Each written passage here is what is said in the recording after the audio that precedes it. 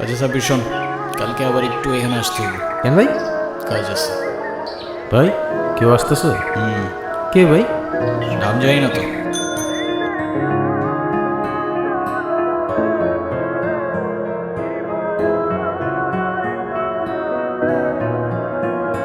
এই শোনো, নাম কি?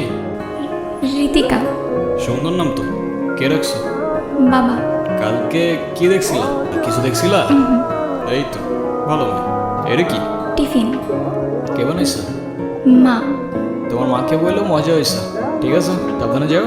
তাই কেউ ডিস্টার্ব করলে আমার জানাবে কিন্তু, ঠিক আছে? চল।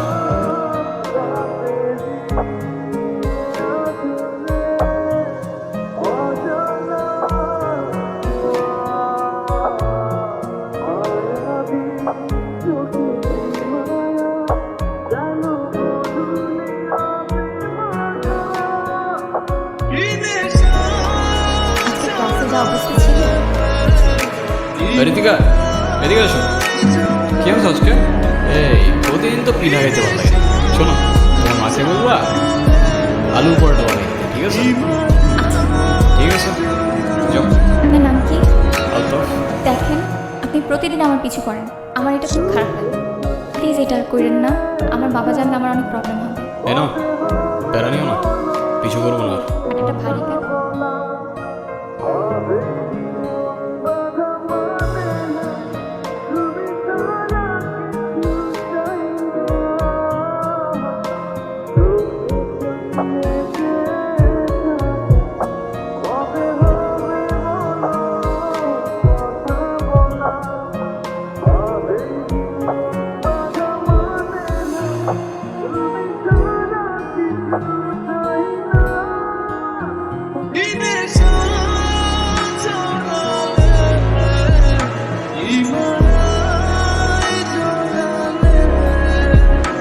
আচ্ছা ঠিক আছে।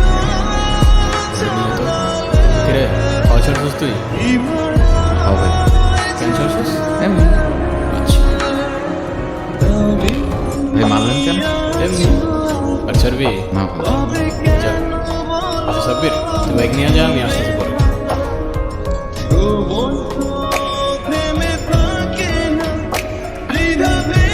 মানুষটা কিন্তু খারাপ না।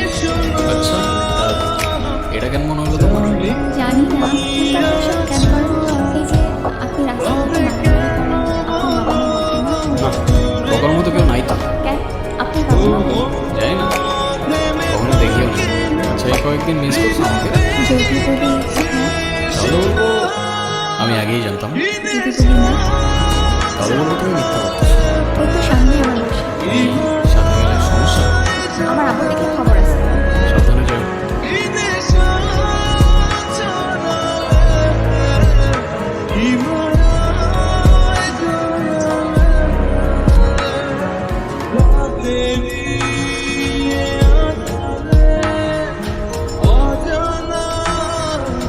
কিছু কিছু গল্প থাকে যেটা বারবার বললেও রেশ কাটে না, আর কিছু কিছু ফিলিং থাকে যেটার শুরু থাকে কিন্তু শেষ থাকে। ওর আমার কানেকশনটাও ঠিক এরকম, ফিল করা যায় কিন্তু ফিলিং বলা যায় না। কাকা, এই নিয়ে 2 দিন আসলাম, ধৈর্যেরও কিন্তু একটা সীমা থাকে কাকা। একবার আসো আর 100 বার। আমার জবাব একটাই, আমার জমি আমি দেব না। ভদ্রভাবে বলতেছি, তাহলে ছেলে কিন্তু একটাও আমরা খুব ভদ্র না কাকা। তুমি আসো আর তোমার বাপ, জমি আমি এইটা দেব না। এই কাকা, বাপে যাওয়া উচিত হয় না আপনার। আলতা, তুমি এখানে? বাবা তুমি ভিতরে যাও। আমি জানতাম না উনি তোমার বাবা, আর এসব আমি করতে চাই নাই। আমি আশা করবো আজকের পর থেকে আপনি না আমার পিছু করবেন, না কোনো যোগাযোগ রাখবেন, আর না আমার সামনে আসবেন। আমাকে মাফ করবেন, আমি মানুষ চিনতে ভুল করে ফেলেছি, আমার আগে বোঝা উচিত ছিল। আপনাকে হাতে বুঝিয়ে দিতেছি, কন্যাদানটা আজকে হইলেই ভালো হয়, বাকিটা আপনারা যা ভালো বলতে পারেন। তোর মেয়ে তো আমাদেরও মেয়ে। ঋতিকা কি হইতেছে বলো? বুঝলাম না আমি, কি করতেছো তুমি? বের হয় কেন? আমি ঋতিকার সাথে কথা বলতেছি। ঋতিকা, তুমি শুধু একবার বলো এসব তোমার অনিচ্ছা হইতেছে, আমি সব ঠিক করবো। এটা করো না ঋতিকা, না তুমি ভালো থাকবা না আমি। আরে আজব কিছু বলতেছো না কেন? তুই যেই হোস না কেন, তোর অনেক ক্ষমতা থাকতে পারে। ঋতিকা, ভিতরে যা, তোরে যেন আমার সামনে আর না দেখি। যা, বের হ। না বাবা, তুমি যা বলছো আমি তাই শুনবো বাবা, প্লিজ আমার এ ছেলে তোর বাবার গায়ে হাত তুলেছে, তার জন্য তোর মায়া হয়? বাবা আমি ওরেও ছাড়তে পারবো না, বাবা আমি তোমারও ছাড়তে পারবো না। বিয়েটা হোক, তখন একাই সব সামলে নিতে পারবে। তুমি এমনি ব্যাঙ্গা পড়লা, তুমি এমনি ব্যাঙ্গা পড়লা, আমগো কি হইব ভাই?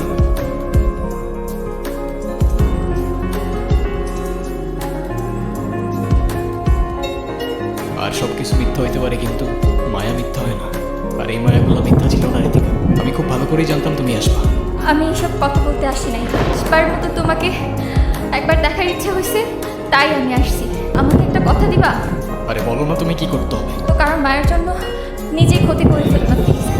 আমি তোমাকেও ছাড়তে পারবো না, বাবাকেও ছাড়তে পারবো না। আমাকে না হয় তোমরাই ছেড়ে দাও।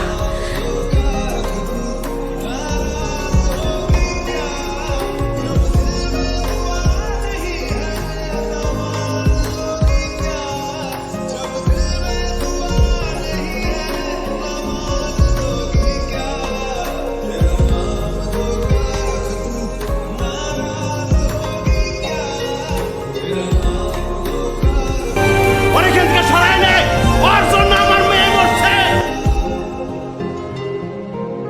মা বাপ রেখে চলে গেল, কষ্ট হয়নি। সাথের মানুষগুলোও ছেড়ে চলে গেল, তো মনে হয় নাই। তারপর তুমি আসলা, আর সাথে এতগুলা ভালোবাসা নিয়ে আসলাম। আমি তোমার নামে সেই গাছটার নিচে খুঁজতে শুরু করলাম তোমার ছায়া, কিন্তু বেলা শেষে আফসোস থেকে গেল। না বুঝলাম তোমার অভিমান, আর না বুঝলাম মায়া।